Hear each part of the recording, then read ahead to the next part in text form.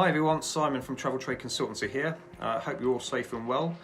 I wanted to give those companies that are due to renew their licence this coming March a quick update on several areas that I feel are worth flagging as you get into that process. The last time I spoke on the matter was actually in the run-up to the September renewal process, and at the time we were in lockdown.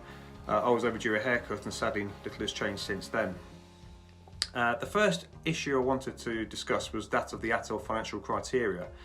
Now, we understand that the CA has switched off the automation facility on its ATOL online system.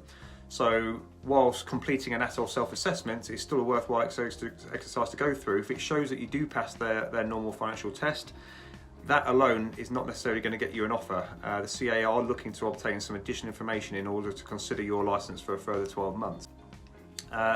The second point really I wanted to flag was actually the additional information that is likely to be sought. Now, based on evidence we saw in September and some initial emails we've seen so far, the CA are looking to build up a picture of the damage that COVID has really inflicted on each company.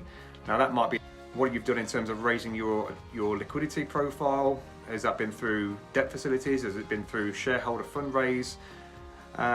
What has happened in terms of customer refunds? Have you managed to get any refunds back from airlines, and so on and so forth? So there's a lot of information that's going to be required in addition to what you would normally supply at the renewal time, and you should be prepared for that. Similarly, the third point really was around refund credit notes.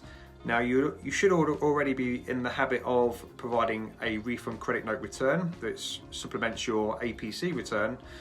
But the CA once again will be looking for some additional information along those lines in terms of the rate of refunds that you're making, how many refunds are outstanding, your general usage really of the refund credit note scheme, so they can start to build an exposure profile really of where you stand, and that will be built in to the overall assessment and ultimately the offer that may be made to you.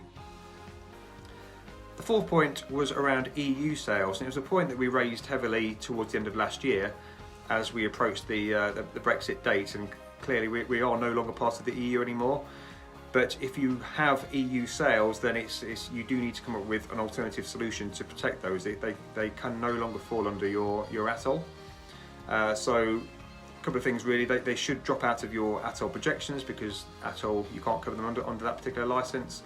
But probably the bigger concern really is how are you going to protect those in the longer term. Now, working with some of our clients in 2020, that was clearly a headache for many in terms of whether or not you register with each individual state that you're looking to sell into, or come up with a European hub and sell via that entity. But it really depends on your own set of circumstances as to the solution that you go with. The fifth and final point that I wanted to raise was that of security. So this is where the CA needs some additional security in order to offer a license renewal to an ATOL holder. Now, traditionally that has been in the form of a bond, and there are still plenty of license holders that do renew their license subject to a bond. But if your bond is provided through the insurance sector and it is currently on unsecured terms, you will find that there's a lot more information that's going to be asked of you this time round. The renewal terms are likely to be probably a bit more stricter than they have been previously. What I mean is the premiums likely to increase. Understandably so, the insurers have suffered just as much as license holders have as well. So rates have increased. If you're not already bonded and a bond is requested from you, from the CA or another trade body, then you are going to likely find life a little bit more difficult in getting anything other than a secured bond. But bonding is not the only security mechanism. There are alternatives. Obviously, trust accounts was a bit of a buzzword during 2020, and we are helping several clients move into trust. Just trying to find the right home for them, because there are a number of trust providers, so it's about finding the right fit for that particular client. So perhaps at each renewal period, whether suggested to you by the CAA or otherwise, it might be just the right time to consider whether or not your current form of financial protection is the one that you wish to continue with, and it's worth reviewing that. If you have any questions, please feel free to get in touch.